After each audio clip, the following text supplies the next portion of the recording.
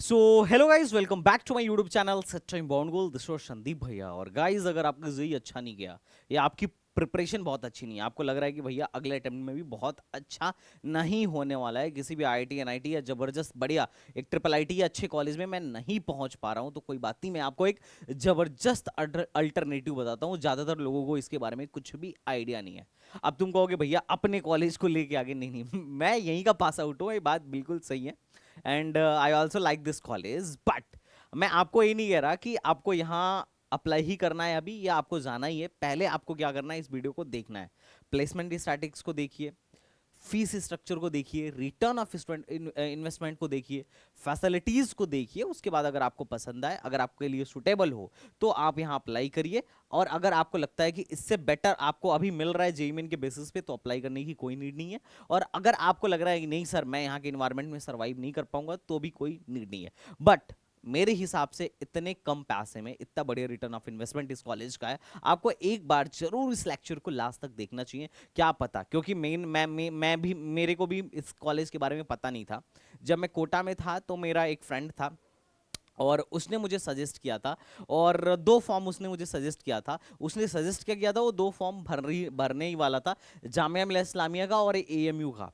लेकिन जब मैं वहाँ पे फॉर्म भरने गया तो प्रॉब्लम क्या हुआ, प्रॉब्लम ये हुआ कि मेरे पास 500 रुपये कम थे और 500 रुपये के फॉर्म्स थे, और मेरे को नहीं पता था कि जामिया का लास्ट डेट उसी दिन है।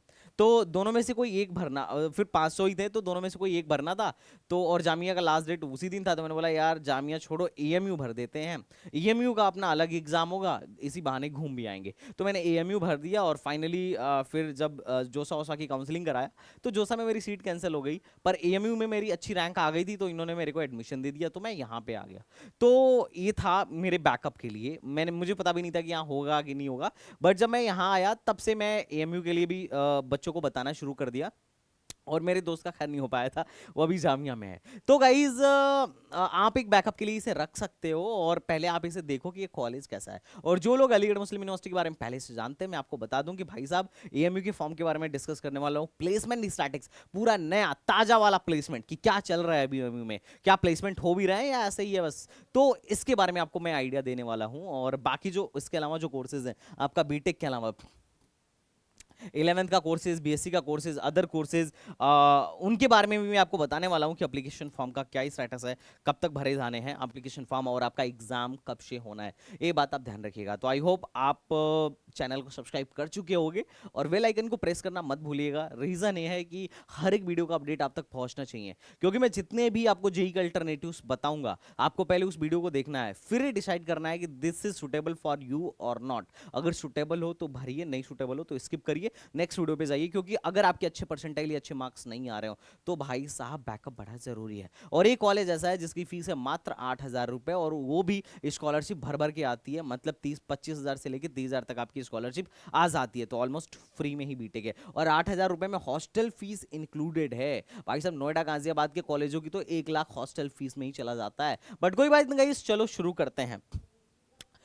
अब मैं पहले बात करने वाला हूं कि एएमयू का फॉर्म कब आने वाला है। तो देखो, एएमयू में जो बीटेक है, एएमयू में जो बीटेक कोर्स है, बहुत सारे लोगों को कंफ्यूजन होता है कि भैया ये जेई मेन से है क्या, जामिया की तरह जेई मेन से है क्या। तो मैं बता दूं, ये जेई मेन से नहीं है, ये अपना खुद का एग्जाम कंडक्ट कराता है। लेकिन इस बार हर साल अब तक एएमयू एंट्रेंस की नोटिस आ चुकी होती थी कि भाई साहब एएमयू का एग्जाम कैसे होना है, कब होना है, और रिजल्ट कब तक आ जाएगा।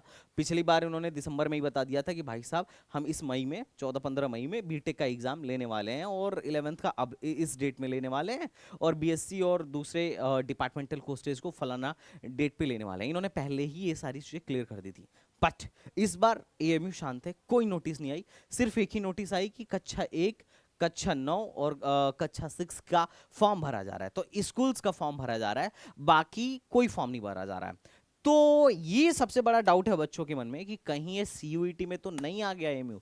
तो देखो, एएमयू ऑलरेडी सीयूईटी में आ चुका है। ये आपकी जो डाउट है बड़ा जेन्युइन है कि सीयूईटी से एडमिशन लेगा क्या इस साल एएमयू। तो ये बात बिल्कुल सही है कि सीयूईटी से एडमिशन लेगा, लेकिन सिर्फ और सिर्फ कुछ सेलेक्टेड कोर्सेज में एडमिशन लेगा। आप इसको सीयूईटी की वेबसाइट से जाके चेक कर सकते हो, cuit.samar.ac.in पे। इन्होंने बीएससी के कुछ कोर्सेज दे दिए हैं, जैसे स्टैटिक्स दे दिया है, कम्युनिटी साइंस दे दिया है, होम साइंस दे दिया है, कुछ आर्ट्स के, फैकल्टी ऑफ आर्ट्स के कोर्सेज दे दिए हैं, सारे कोर्सेज नहीं दिए हैं।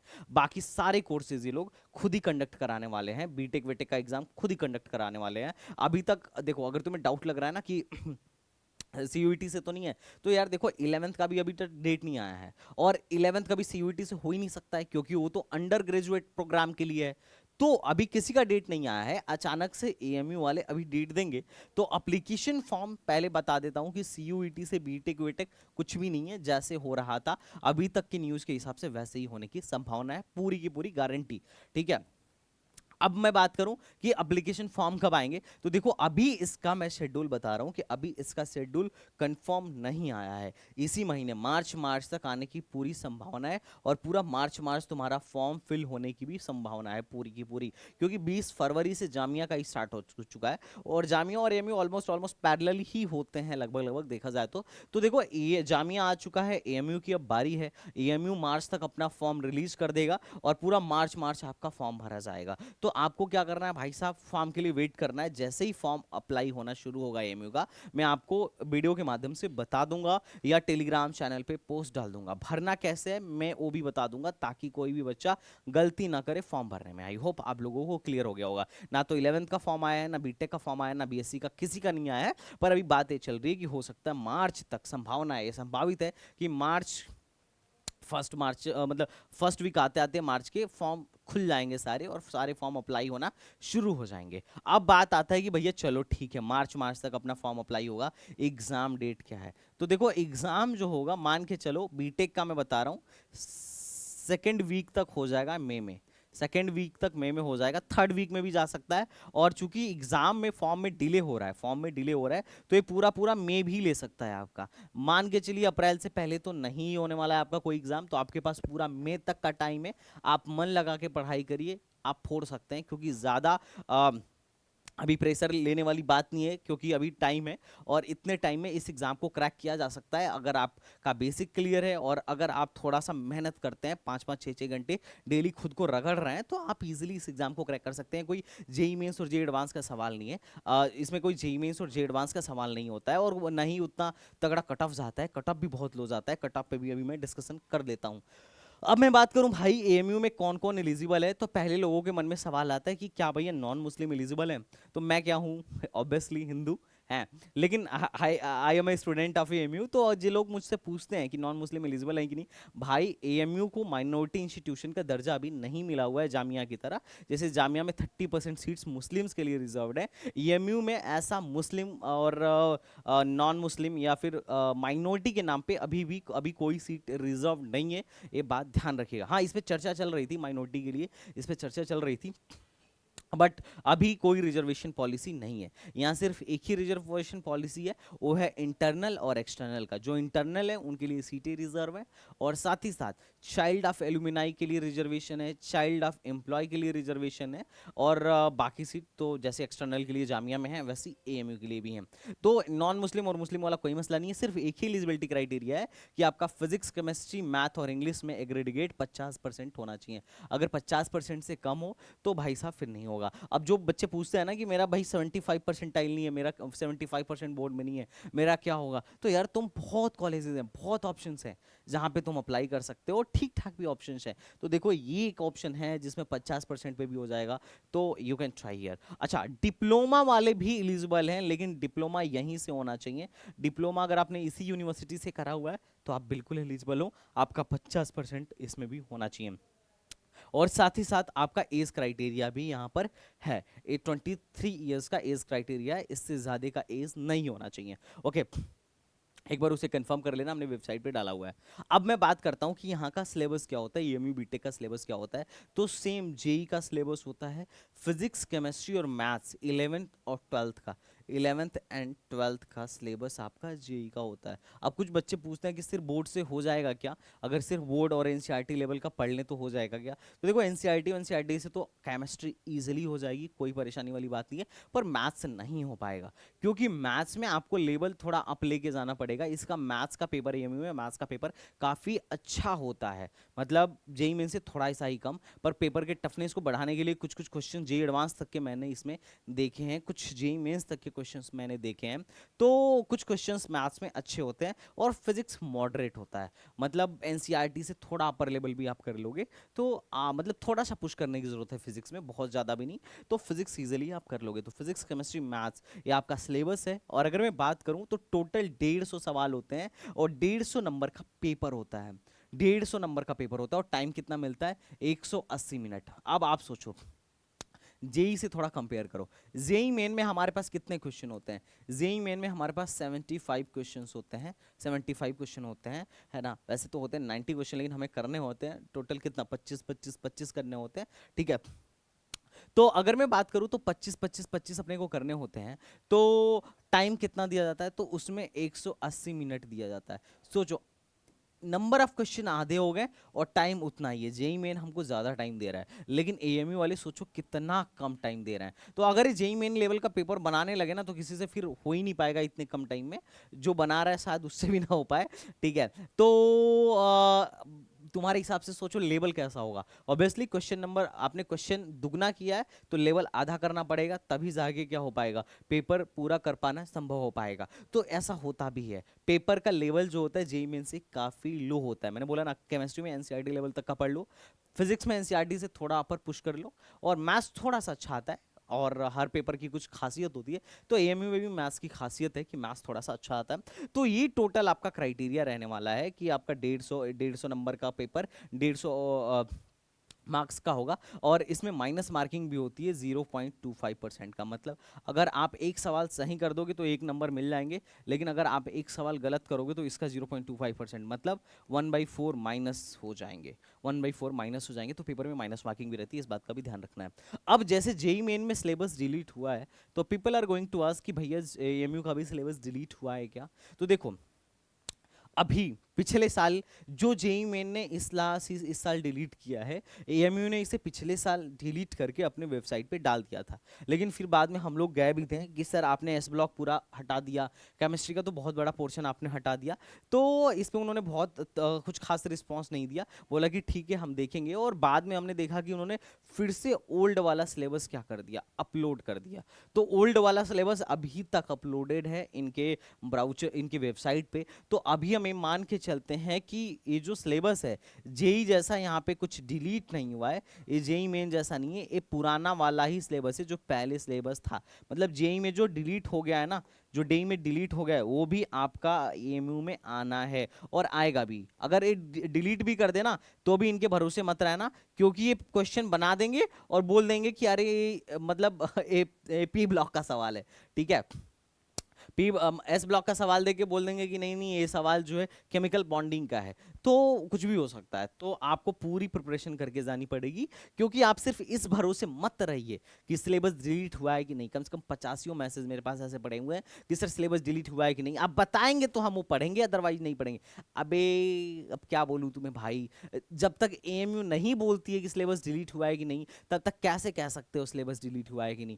तुम पढ़ो, बिल्कुल पढ़ो, लेकिन तुम पहले उनको उन चैप्टर्स को कर लो जिसमें तुम्हें पता है कि सिलेबस डिलीट नहीं हुआ है। जेई वाले चैप्टर्स को पहले कर लो और जो डिलीटेड चैप्टर है उसको बाद में करना। तब तक एएमयू वाले क्या दे देंगे अपना, अगर कोई अपडेटेड सिलेबस देना होगा तो अपडेटेड सिलेबस दे देंगे। काइल ये हल्ला मचा रहे हो, लेकिन नहीं, ये लोग पहले वो करेंगे जो डिलीटेड हुआ है। आप बता दो, अगर डिलीटेड हुआ होगा तो नहीं करूंगा, वरना मैं कर लूंगा। अरे भाई जो डिलीटेड नहीं है पहले उसको तो कर लो, है ना। 20% भी सिलेबस रिड्यूस नहीं हुआ है and you are going to ask कि भैया ये बताओ उसे करूं कि ना करूं। अब ये जो सामने पहले उसे तो कर भाई, पहले उसे तो कर।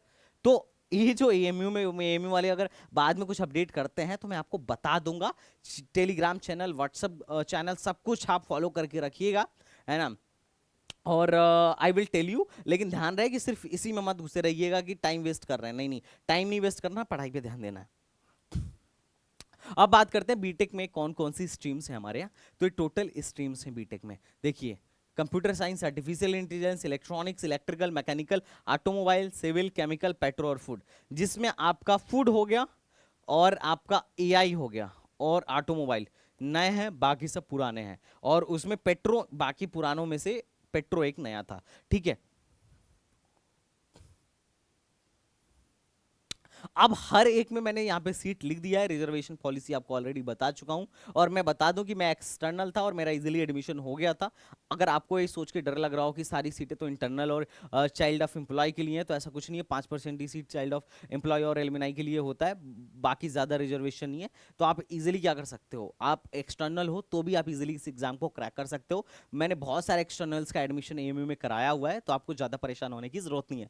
अब इतनी सीट्स हैं और टोटल जो फीस है इतनी है। फर्स्ट ईयर में आपको इतनी फीस देनी पड़ेगी ब्रांच के अकॉर्डिंग, जिसमें artificial intelligence, self finance branch है और फूड टेक्नोलॉजी की भी फीस ज़्यादा है। अब जो सेल्फ फाइनेंस ब्रांच है ना, इनकी फीसें ज़्यादा हैं। बाकी सारी की सारी ब्रांचेज ऑलमोस्ट एनबीए से एग्रेडिकेटेड हैं, एआईसीटी से अप्रूव्ड हैं, यूजीसी से अप्रूवल हमारी यूनिवर्सिटी को मिला हुआ है, नैक ने ए का ग्रेडिकेशन दिया हुआ है। तो दिस इज द मतलब काफ़ी फैसिलिटीज़ हैं एएमयू में, बात आप समझ लीजिए। मैं कट ऑफ मार्क्स सबके लिए लिख रखा हूँ। सीएससी के लिए अगर आप इंटरनल हो तो एक्सटर्नल हो तो 70 से 80 नंबर आपको लेके आना ही पड़ेगा। आर्टिफिशियल इंटेलिजेंस के लिए मिनिमम 65 से 70 नंबर आपको लेके आना ही पड़ेगा। इलेक्ट्रॉनिक्स मेरी ब्रांच के लिए 60 से 70 नंबर आपको लेके आना ही पड़ेगा। इलेक्ट्रिकल के लिए 55 से 65 नंबर लेके आना ही पड़ेगा। आप इससे प्लस ही मान लो, क्योंकि इस बार किसी को नहीं पता है नंबर ऑफ एप्लीकेंट्स कितने होने वाले हैं। ये डिपेंड करता है पेपर के लेवल पर और नंबर ऑफ एप्लीकेंट्स पर फिर भी एक आइडिया के लिए मैं आपको एक आइडिया के लिए बता रहा हूं, ताकि आइडिया से आपको क्लियर हो जाए कि एटलीस्ट कितने मार्क्स लेके आने पड़ेंगे। ऊंची नीच होता रहता है, 5-10 नंबर इधर उधर होता रहता है। अगर नंबर ऑफ एप्लीकेंट्स बढ़ जाए तो भी ऐसा हो जाएगा कि कट ऑफ हाई चली जाएगी। अगर पेपर का लेवल लो हो गया तो भी कट ऑफ हाई चली जाएगी, ठीक है। लेकिन अगर मान लेते हैं नंबर ऑफ एप्लीकेंट्स उतने ही रहे और पेपर का लेवल भी वैसा ही रहे, तो लगभग लगभग 5-10 नंबर इधर उधर इसी में होने की संभावना है। तो आप अपने हिसाब से इस पेपर इस कट ऑफ मार्क्स को देखते हुए आप अपनी स्ट्रेटजी बना के चलिएगा, ये बात ध्यान रखिएगा। तो ये आपको आई थिंक समझ में आ रहा होगा कि ब्रांच कितने हैं और इतने मार्क्स आपको लेके आने ही पड़ेंगे, ये बात ध्यान रखिएगा। फूड में बहुत ईजिली एडमिशन होता है, कई बार इससे कम मार्क्स पे भी हो जाता है। जो लोग इंटरनल हैं, जो लोग सीए हैं, सीई कोटा से हैं, अब जो लोग डिस्टेंस कोटा से हैं, उनका और भी इजीली एडमिशन होता है, इससे भी कम मार्क्स पे एडमिशन हो जाता है। अगर उनको लगे कि भैया मेरे लिए भी बताओ, तो मैं वीडियो बना दूंगा, कोई इशू नहीं है। अब मैं बात करता हूं भैया तैयारी कैसी करनी चाहिए। तो देखो, इसके लिए हमने एक नया कोर्स मैंने अभी लॉन्च किया है, AMU triple E online crash course. ये बहुत ही पावरफुल कोर्स है, 4 से 5 घंटे की क्लासेस, मतलब इसमें मैं बच्चों को 4 से 5 घंटे पकड़ पकड़ के रगड़ रहा हूं और हर संडे को 3 घंटे की टेस्ट सीरीज, मतलब 150 सवाल का टेस्ट लगवा रहा हूं। क्योंकि इस एग्जाम को क्रैक करने के लिए सिर्फ एक ही चीज चाहिए, आपका सिलेबस ज्यादा से ज्यादा कवर हो, फार्मूला सारा दिमाग में फिट हो, पूरा रगड़ दिया जाए आपको, पूरा का पूरा फार्मूला फिट हो, मतलब सवाल देखते ही पता चले भाई ये फार्मूला लगाना है। और सबसे जो दूसरी इंपॉर्टेंट चीज है कि टेस्ट सीरीज देना है। अपना सिलेबस कंप्लीट करिए, बार बार रिवाइज करिए, बार बार रिवाइज करिए, और उसके बाद टेस्ट सीरीज दीजिए। 150 का सवाल 3-3 घंटे की शिफ्ट में बैठ के हर संडे को लगाइए। और इससे क्या होगा, आपका टाइम मैनेजमेंट होगा, क्योंकि इस गेम में ये जो फाइट है, ये फाइट है टाइम मैनेजमेंट की, आपके मेमोरी की। आप जितना ज्यादा याद कर सकते हैं, अंडर समझना तो है ही जरूरी, लेकिन यहाँ पे मेमोरी भी आपकी शार्प रखनी है, क्योंकि ये जेईई एडवांस का सवाल नहीं है कि 6 घंटे आपको मिलेगा और क्वेश्चन बहुत लेंदी होगा और आराम से आपको बैठ के करना है। नहीं, क्वेश्चन 2-2 लाइन के होंगे। आपको क्या करना है, ज्यादातर क्वेश्चन ऐसे ही होंगे, 2-2 3-3 लाइन के होंगे। आपको क्या करना है, मेमोरी में फॉर्मूला फिट कर लेना है, वो फॉर्मूले पे सवाल को बैठाना है और आंसर फटाफट निकाल के आगे बढ़ते चलना है। ये बात ध्यान रखिएगा। इस एग्जाम का पैटर्न बहुत ईजी है और थोड़ा सा अलग है, तो आप पैटर्न के हिसाब से अपनी प्रिपरेशन करिएगा। अगर आपको लग रहा है आप जेईई नहीं कर सकते, कोई बात नहीं, बहुत सारे एग्जाम्स हैं जिसको आप दे सकते हो और क्रैक भी कर सकते हो, क्योंकि वो जेईई से ईजी होते हैं। ये बात समझिए, वो जेईई से क्या होते हैं, ईजी होते हैं। तो इसमें हमने फुल कोर्स भी लॉन्च कर रखा है। अगर किसी को पीवाईक्यू चाहिए तो पीवाईक्यू उसके लिए लॉन्च कर रखा है।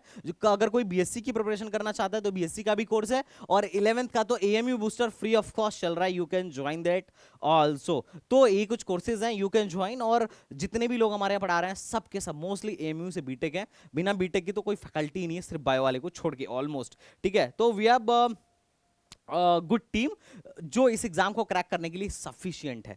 ओके, अब मैं बात करूं एएमयू के रैंकिंग के बारे में, तो ओवरऑल इसको 9th रैंक मिली थी और इंजीनियरिंग में 32वें रैंक पर आता है। और ओवरऑल अगर इंडिया में बात करें कि जो जितने भी एजुकेशनल इंस्टीट्यूट हैं एनआईआरएफ के डेटा के अकॉर्डिंग कौन से लेवल पे एएमयू लाई करता है, तो 19वें पायदान पे लाई करता है। और इंजीनियरिंग में 32वें पायदान पे है। और यूनिवर्सिटी, अगर इंडिया के टॉप यूनिवर्सिटीज की कभी बात की जाएगी तो उसमें 9वें नंबर पे अपना अलीगढ़ मुस्लिम यूनिवर्सिटी आएगा। अब जो सबसे इंपॉर्टेंट इस लेक्चर को बनाने का पर्पस था वो ये था प्लेसमेंट, क्योंकि भाई प्लेसमेंट दिखाना बहुत जरूरी है। बात समझो, क्योंकि प्लेसमेंट ही आपको चाहिए। फैसिलिटी फैकल्टी तो ठीक है, थोड़ा सा आपको इस्लामिक कल्चर इस यूनिवर्सिटी में देखने को मिलेगा। हम तहजीब के लिए, हमारी यूनिवर्सिटी तहजीब के लिए मशहूर है, ठीक है। तो अब फैसिलिटीज तो बहुत अच्छी हैं। हॉस्टल फैसिलिटी काफ़ी अच्छा है, ऑलमोस्ट सबको हॉस्टल मिल जाता है। हाँ, एक के दो के बच्चे जाते हैं, वो भी कहीं ना कहीं एडजस्ट हो ही जाते हैं। उसके साथ साथ अगर मैं बात करूं बाकी स्पोर्ट्स फैकल्टी की, तो स्पोर्ट्स में हम बहुत आगे हैं। घुड़सवारी तक हमारी यूनिवर्सिटी हमको देती है। साथ ही हॉर्स राइडिंग क्लब है भाई हमारे यहाँ, और कम से कम 2 या 3 स्विमिंग पूल है। और मतलब बहुत सारी फैसिलिटीज़ है। मतलब एक यूनिवर्सिटी में, अब सोच लो, इंडिया के टॉप 10 यूनिवर्सिटीज़ में से एक है, तो फैसिलिटी तो बहुत अच्छी खासी है। हमारे यहाँ का जो मौलाना आज़ाद लाइब्रेरी है, वो काफ़ी मशहूर है ऑल ओवर इंडिया में, ठीक है। मतलब काफ़ी बड़ी लाइब्रेरी है यहाँ पे। लेकिन ये सब तो ठीक है, फैसिलिटी तो ठीक है, फैकल्टी भी अच्छी है, नो डाउट। हाँ, थोड़े से ओल्ड हैं बट ठीक है, अच्छे हैं। मुझे तो हमारे यहाँ की, हमारे डिपार्टमेंट की फैकल्टी काफ़ी बढ़िया लगी। मैं यहीं से पास आउट हूँ, तो मैंने 4 साल अपनी लाइफ को एक्सपीरियंस किया यहाँ। लेकिन ओवरऑल बात करते हैं प्लेसमेंट पे, क्योंकि फाइनली बच्चे को क्या चाहिए किसी कॉलेज से?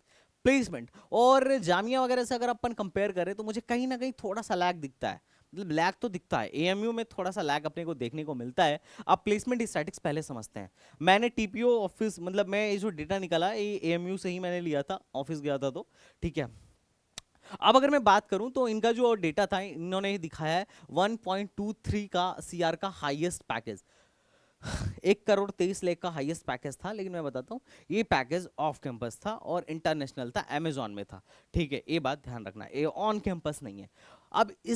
अब इतना ज्यादा हाईएस्ट पैकेज होने की वजह से टोटल एवरेज पैकेज जो है यहाँ पे क्या हो गया, बढ़ गया। टोटल एवरेज पैकेज जो है यहाँ पे बढ़ गया, 9.61 एलपीए का हो गया। लेकिन मैं भी एनआईआरएफ डेटा को चेक किया, और एनआईआरएफ डेटा से मैं तुम्हें एनआईआरएफ का अभी डेटा भी दिखा दूंगा। मैंने एनआईआरएफ डेटा को चेक किया, और वहां से मेरे को मीडियन सैलरी पता चली 5.5 एलपीए। मतलब अगर हमारे यहाँ 400 बच्चे हैं, तो 200 बच्चे ऐसे रहे होंगे जिनकी सैलरी 5.5 एलपीए से ज्यादा रही होगी, और 200 बच्चे ऐसे होंगे जिनकी सैलरी 200 से कम रही होगी। अब मतलब 200 बच्चे ऐसे होंगे जिनकी सैलरी इस मीडियन सैलरी से कम रही होगी, 5.5 से कम रही होगी। अब चलो हम एनआईआरएफ रैंकिंग पे आते हैं।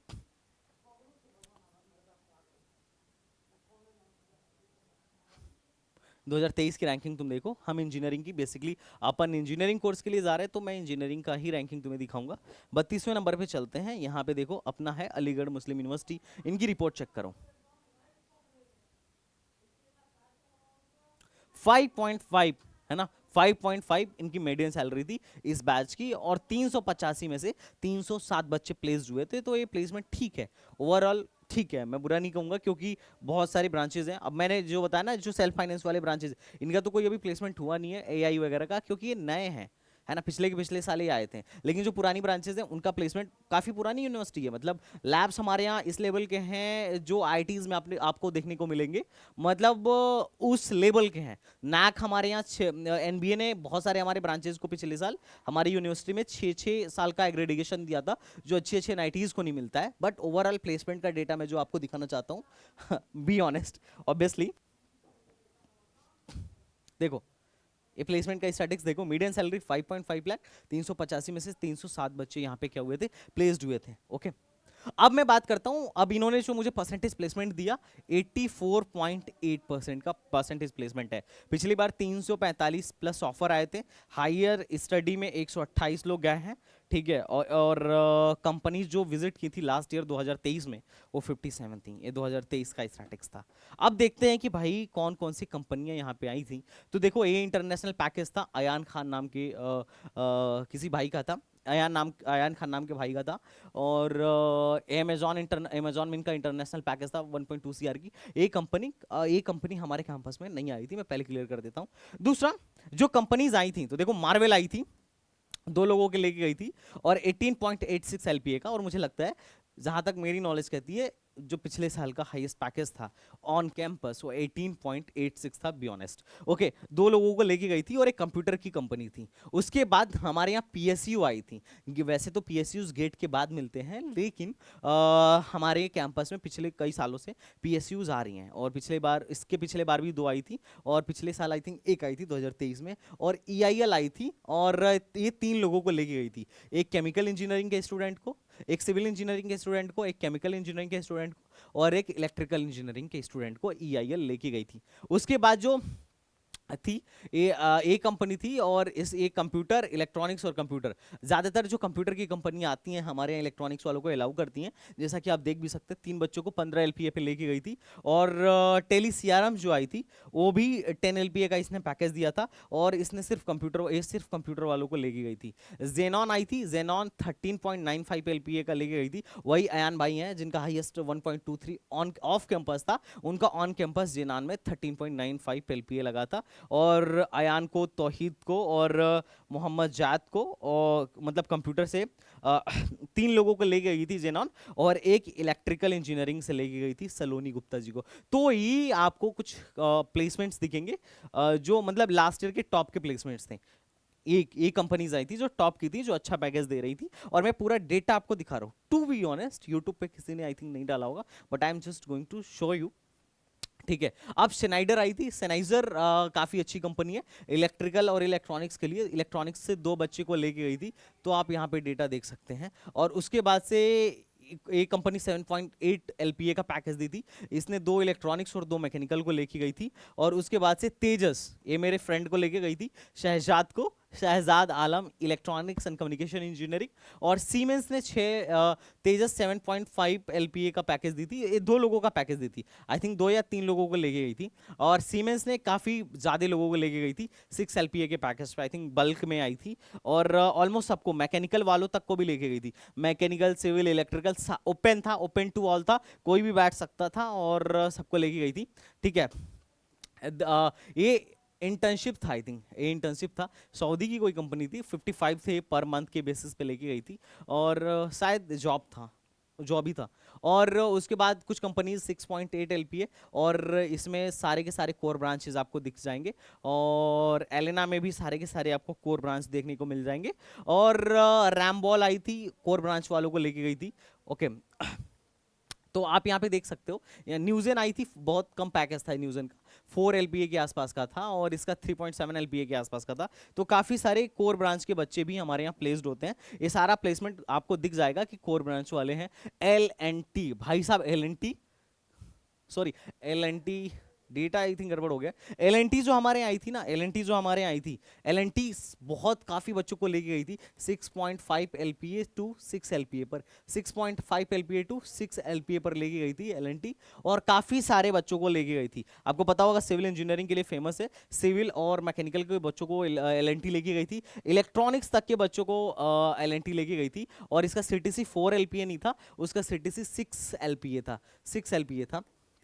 ठीक है, तो LNT ने इतने सारे बच्चों को लेके गई थी। आई थिंक आपको ये बात क्लियर हो गया होगा। अब अगर मैं बात करता हूँ ऑफलाइन की, तो अगर आपको AMU की प्रिपरेशन करना है तो आप ऑफलाइन मोड में भी हमसे कर सकते हो, क्योंकि भाई साहब हमारा जो ऑफलाइन कोचिंग है वो ऑलरेडी स्टार्ट हो चुका है। अब आप कहाँ से कर सकते हो? जो लोग अलीगढ़ से मुझे देख रहे हैं मैं बता देता हूँ, सेंटर पॉइंट समद रोड पर हमारा ऑफलाइन सेंटर है। आप यहाँ विजिट करिए, पूरा का पूरा स्मार्ट क्लासरूम है। अगर आपके बच्चे की कभी क्लास छूट जाती है तो उसकी रिकॉर्डिंग और उसका नोट्स आपको मिल जाएगा। DPP हम देंगे, स्टडी मटेरियल हम देंगे, पढ़ना क्या है, कैसे पढ़ना है, ये बचे 2.5 महीनों में इस एग्जाम को कैसे क्रैक करना है, वी विल टेल यू। तो आप हमारे ऑफलाइन सेंटर को भी ज्वाइन कर सकते हो। लोकेशन याद रखिए, Vaishno compound, Samad road, centre point, Aligarh. आप गूगल पे भी डालोगे तो ये लोकेशन आ जाएगा। You can join us on online and offline. Offline पढ़ना है हमसे, ऑफलाइन आके पढ़िए। ऑनलाइन पढ़ना है, आप ऑनलाइन आके पढ़िए। We are best faculty, and definitely आपको ये लगेगा कि हाँ भैया आप अगर पढ़ा रहे हो ना तो 3 महीने में भी AMU आराम से क्रैक हो जाएगा। ऑफलाइन बैच की हमारी टाइमिंग ये है, आप बिल्कुल हमें ज्वाइन कर लीजिए। और इसमें ये सारी फैसिलिटीज हम आपको दे रहे हैं, स्मार्ट क्लासरूम से लेके well experienced and well qualified teachers हैं। और ये जो एग्ज़ाम है, ये डिज़ाइन है AMU, WBJE और आपका bit set, VIT, EEE, this type of exams, जिसमें लेवल थोड़ा सा JEE से कम होता है। हालांकि बिट सेट का लेवल ऑब्वियसली अच्छा होता है, VIT वगैरह का लेवल JEE से कम होता है। इन सब के लिए डिज़ाइन है, और इजीली इन सब में बहुत अच्छा आप क्या कर पाओगे, बहुत अच्छा स्कोर कर पाओगे। इवन आप JEE के सेकेंड अटेम्प्ट में भी अच्छा स्कोर कर पाओगे। तो अगर आप हमसे ऑफलाइन जुड़ना चाहते हो तो ऑफलाइन जुड़ो, ऑनलाइन जुड़ना चाह रहे हो तो ऑनलाइन जोड़ो। इट्स योर चॉइस कि how you have to join. तो एएमयू के बारे में जो मेजर चीज़ें थी मैं आपको बता दिया हूँ ऑलरेडी। कैसे प्रिपरेशन करना है, पीवाईक्यूज कैसे लगाने हैं, इस पे बहुत सारी वीडियोस मेरे चैनल पे आप विजिट करके एएमयू के लिए देख सकते हो। एएमयू के लिए बेस्ट चैनल है अपना। तो जो चीज़ें मुझे लगता था कि I should tell you, I have already tell you, और बाकी अब आपके ऊपर है। आपको वीडियो कैसी लगी आपको कमेंट बॉक्स में बताना है। कौन से पॉइंट्स एएमयू के बारे में अच्छे लगे ये आपको बताना है। काफ़ी पुरानी यूनिवर्सिटीज़ है, मतलब 100 साल, सैकड़ों साल हो गए एज ए यूनिवर्सिटी लेवल पे 100 साल से ज़्यादा हो गए। कॉलेज लेवल पे तो बहुत टाइम हो गया, बहुत पहले की यूनिवर्सिटी है, काफ़ी मशहूर भी है, बहुत लोग जानते होंगे, बहुत लोग नहीं भी जानते होंगे। पर हमारी यूनिवर्सिटी का एक एस्पेक्ट ऐसा भी है, पूरा 1150 एकड़ का कैंपस है। तो ये कैंपस काफ़ी बड़ा है, 1150 एकड़ बहुत बड़ा है। हमारे यहाँ का मेडिकल कॉलेज भी काफ़ी मशहूर है, तो ऑलमोस्ट सारी कोर्सेज हमारे यहाँ मिलते हैं। तो this is the one of the good university, you can join इस, अगर यू कैन ज्वाइन दिस, अगर ज्वाइन करना है तो भाई आप प्रिपरेशन अभी से स्टार्ट कर दो। तो आई होप आपको वीडियो अच्छी लगी होगी। अगर अच्छी लगी हो तो चलो मिलते हैं नेक्स्ट वीडियो में, तब तक के लिए बाय बाय, टाटा, जय हिंद।